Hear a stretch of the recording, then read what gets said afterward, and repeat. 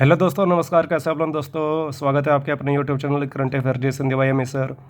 दोस्तों आज हम लोग करंट अफेयर पढ़ेंगे और करंट अफेयर की सीरीज यहाँ पे नंबर 1 है। इसमें जो टॉप क्वेश्चन है जो आपके एग्जाम में आने के योग्य है उसके बारे में हम लोग डिस्कशन करेंगे। तो चलिए बिना देर की आज की जो क्लास है उसको स्टार्ट करते हैं।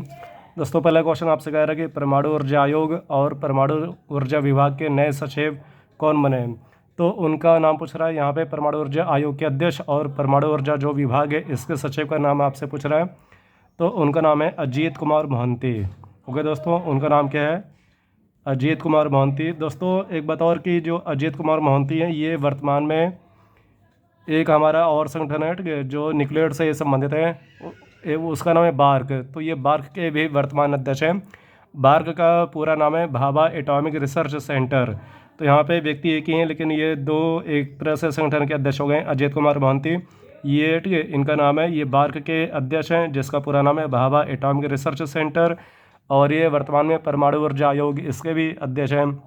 दोस्तों अगर हम लोग बात करें कि यहाँ पे जो बार्क है इसकी स्थापना कब हुई थी, तो 1954 में थी। और इसका मुख्यालय कहाँ पे? ट्राम्बे ये कहाँ पे आएगा? ये मुंबई के निकट आता है। और यहाँ पे हमारा जो संगठन है परमाणु ऊर्जा आयोग, इसको शॉर्ट में हम लोग क्या बोल सकते हैं? AEC। AEC का अर्थ है एटॉमिक एनर्जी कमीशन, जैसे कि आपका यहाँ पे हिंदी में पूरा नाम लिखा है। तो इसका स्थापना कब? ये 1948 में है, ठीक है। इसका मुख्यालय कहाँ पे? मुंबई में। ओके दोस्तों, चलिए आगे बढ़ते हैं। फिर यहाँ पे एक इंडेक्स का क्वेश्चन है कि world press freedom index desk 2023 में भारत का स्थान क्या है? मतलब कि जो एक तरह से प्रेस से संबंधित आज़ादी है उसके बारे में ये इंडेक्स लॉन्च किया जाता है। तो उसमें भारत का स्थान आपसे पूछ रहा है। तो इसमें भारत का स्थान क्या है? 161वां स्थान है। ओके दोस्तों, अगर हम लोग बात करें कि इस इंडेक्स में सबसे टॉप पे देश कौन सा है, तो उसका नाम क्या है? नॉर्वे। नॉर्वे हमेशा इस इंडेक्स में सबसे टॉप पे आता है। और इसमें कुल कितने देशों को लिया गया था? 180 देशों को लिया गया था। और सबसे अंतिम स्थान यानी कि 180 नंबर पे कौन सा देश है, तो वह है उत्तर कोरिया। उत्तर कोरिया एक तरह से जो प्रेस है उसके अधिकारों पर पूरी तरह से प्रतिबंध लगाता है, ठीक है, इसलिए सबसे अंतिम स्थान है इसका उत्तर कोरिया का है। और अगर हम लोग बात करें कि वर्ल्ड प्रेस फ्रीडम डे कब मनाते हैं, यानी जो विश्व प्रेस स्वतंत्रता दिवस है ये कब मनाते हैं, तो 3 मई को मनाते हैं। ओके दोस्तों, तो इतनी सारी बातें आपको याद रखनी है। इंडेक्स वाले क्वेश्चन आपके हमेशा एग्जाम में आते रहते हैं। नेक्स्ट क्वेश्चन करके ब्रिटेन देश के नए सम्राट या राजा कौन बने, उनका नाम आपसे पूछ रहा है। तो चार्ल्स तृतीय। ओके दोस्तों, जैसे कि आपको पता होगा कि यहाँ पे जो महारानी थी मेरे यहाँ, महारानी एलिजाबेथ सेकेंड, तो उनका देहांत हो गया। तो उनके देहांत के उपरांत इनके जो पुत्र हैं चार्ल्स तृतीय वो ब्रिटेन के नए राजा बने हैं।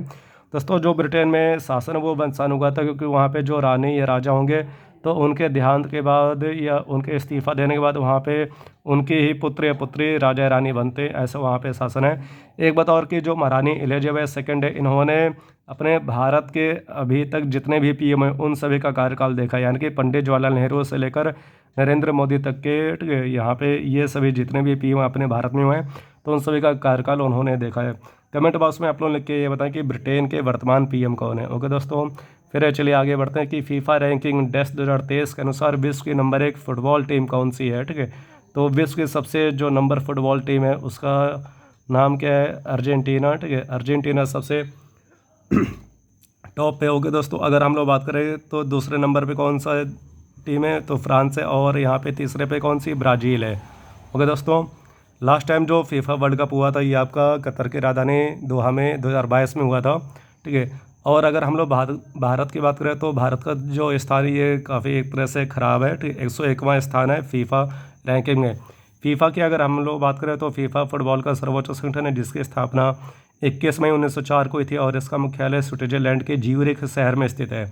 इसके वर्तमान अध्यक्ष गियानी इन्फेंटिनो हैं। ओके दोस्तों, फिर न्यूजीलैंड देश के नए पीएम कौन बने हैं, तो ये देखिए ये क्वेश्चन आपका, ठीक है, यूपी पीएसएस में क्वेश्चन आता है कि न्यूजीलैंड देश के वर्तमान पीएम कौन है, तो उनका नाम क्या है? Chris Hipkins. ओके दोस्तों, और इन्होंने इस पद पर किसको रिप्लेस किया, तो जेसिंडा अर्डर्न का स्थान लिया है। न्यूजीलैंड की अगर हम लोग बात करें तो इसका उपनाम है दक्षिण का ब्रिटेन कहते हैं।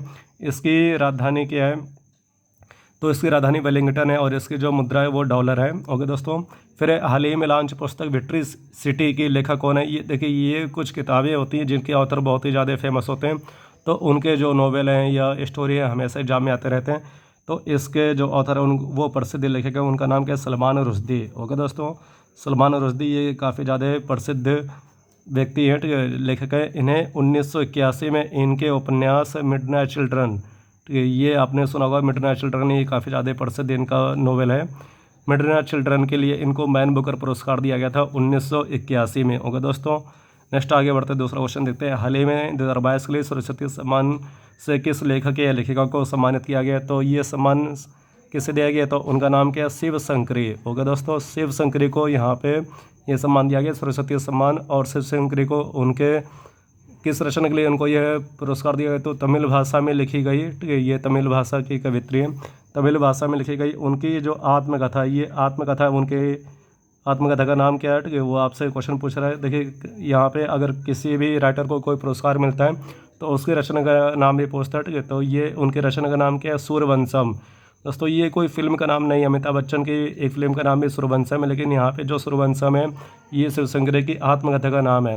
अगर हम लोग बात करें कि जो सरस्वती सम्मान है इसके, तो ये इसकी स्थापना 1991 में की गई थी और किसने की थी? के बिड़ला फाउंडेशन ने। अगर हम लोग बात करें कि यह पुरस्कार सबसे पहले किसे दिया गया, तो हरिवंश राय बच्चन को दिया गया था। हरिवंश राय बच्चन को दिया गया था। जैसे कि आपको पता कि ये अमिताभ बच्चन के पिताजी हैं और काफ़ी ज़्यादा प्रसिद्ध कवि रहे हैं अपने समय में। हरिवंश राय बच्चन को ये पुरस्कार दिया गया था। उनकी आत्मकथा, इनकी जो आत्मकथा ये 4 भागों में डिवाइड है। ओके दोस्तों, 4 भाग है इसके, ठीक है। मैं इन 4 भागों के नाम भी बता दे रहा हूँ आपको। जो पहला भाग है उसका नाम है क्या भूलूं क्या याद करूँ। दूसरा जो भाग है उसका नाम है नीड़ का निर्माण फिर ये पोयम है जो आपने शायद 6, 7 या 8 में पढ़ी होगी। फिर ये तीसरी जो भाग है वो है, ठीक है, बसेरे से दूर। और चौथा भाग है यहाँ पे 10 द्वार से सोपान तक। ओके दोस्तों, कमेंट बॉक्स में आपको ये लिख के बताना कि हिंदी भाषा के लिए सरस्वती सम्मान अभी तक कितने राइटर्स को मिला है। ओके दोस्तों, फिर भारत ने चक्रवात प्रभावित लोगों की मदद करने के लिए ऑपरेशन करुणा किस पड़ोसी देश में चलाई है?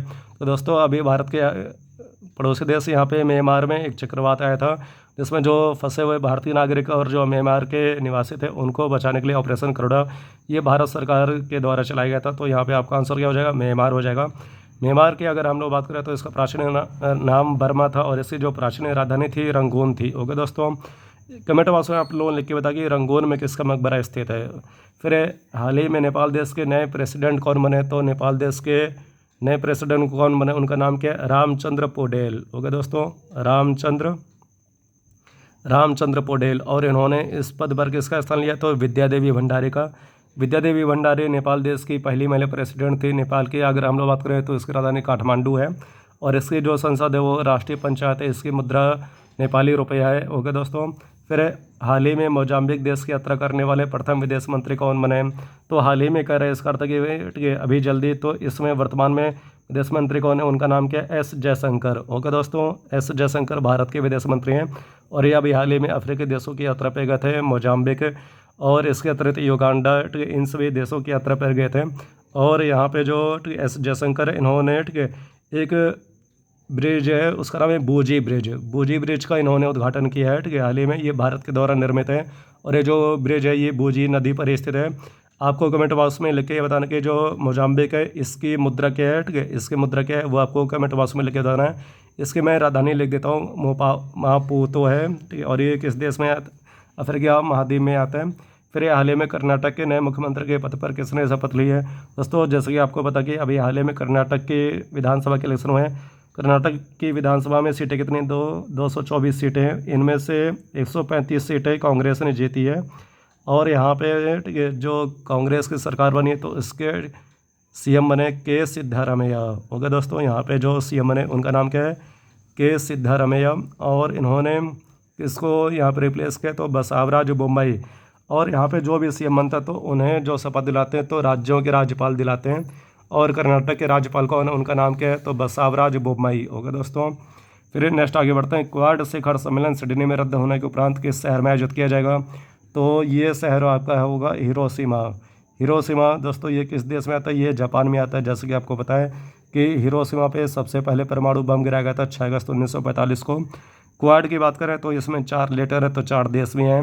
इसमें कौन कौन से देश हैं? तो इंडिया है और दूसरा हमारा जापान है, तीसरा ऑस्ट्रेलिया है और यहाँ पे, ठीक है, चौथा देश है अमेरिका। कमेंट बॉक्स में आपको इन सभी चारों देशों की राजधानी लिख के बतानी है। फिर वर्ष 2024 में क्वाड समिट की मेजबानी कौन सा देश करेगा, तो ये अपना प्यारा भारत देश करेगा। ओके दोस्तों, यानी कि जो 24 में इसका क्वाड सम्मेलन होगा वो किस देश की अध्यक्षता में होगा, तो भारत के अध्यक्षता में होगा।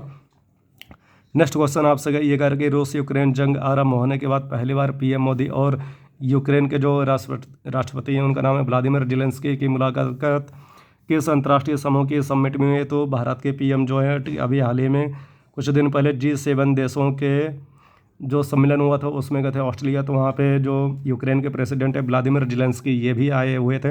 तो इन दोनों की मुलाकात यहाँ पे पहली बार हुई करीबन और 1 साल के बाद हुई, क्योंकि रूस यूक्रेन जो युद्ध ये 1 साल के ऊपर हो गया, अभी भी हो ही रहा है, कुछ हिंसक झड़प दोनों देशों के मध्य में हो ही रही है। तो ये सभी दोनों देश के जो नेता हैं, जैसे अपने भारत के पीएम और यूक्रेन के जो प्रेसिडेंट है व्लादिमीर जेलेंस्की, ये दोनों G7 देशों के जो समिट हुई थी ऑस्ट्रेलिया में उसमें इनकी पहली मुलाकात हुई है।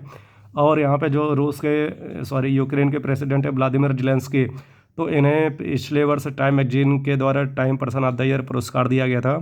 फिर विजिटन क्रिकेटर्स, देखिए यहाँ पे जो ये पत्रिका ये क्रिकेट की बाइबल कहलाती है, ठीक है। एग्जाम में क्वेश्चन भी आता है कि ऐसे कौन सी मैगजीन है जिसे क्रिकेट की बाइबल कहते हैं, तो विजडन है। तो Wisden cricketers of the year चुने जाने वाली पहली भारतीय महिला क्रिकेटर कौन बनी, उनका नाम आपसे पूछ रहा है, तो उनका नाम क्या, हरमनप्रीत कौर है। ओके दोस्तों, हरमनप्रीत कौर।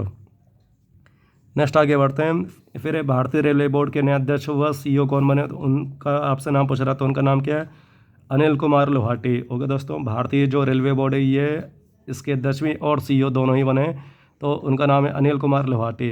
दोस्तों अगर हम लोग बात करें कि जो भारतीय रेलवे बोर्ड है इसकी स्थापना 1905 में की गई थी और इसका जो राष्ट्रीयकरण है ये 1950 में हुआ था। देखिए स्थापना कब हुई 1905 में, तो 05 को उल्टा घुमा देंगे तो इसका राष्ट्रीयकरण कब है 1950 में। और इसका अगर हम लोग बात करें कि इसका मुख्यालय कहाँ पे, तो इसका मुख्यालय नई दिल्ली में स्थित है। ओके दोस्तों, फिर हाल ही में भारत के नए कानून मंत्री कौन बने, उनका आपसे नाम पूछ रहा है, तो उनका नाम है अर्जुन राम मेघवाल। ओके दोस्तों, अर्जुन राम मेघवाल, इनका जो मुख्य संबंध है ये राजस्थान राज्य से है और इन्होंने इस पद पे किसको रिप्लेस किया है, तो किरण रिजिजू। ओके दोस्तों, तो इस प्रकार से हम लोगों ने कुल जो टॉप 17 क्वेश्चन है करंट अफेयर के ये सभी पढ़े। ये सभी क्वेश्चन आपके एग्जाम में आएंगे, ठीक है, और इन सभी को आप अच्छे से अध्ययन करते रहिएगा।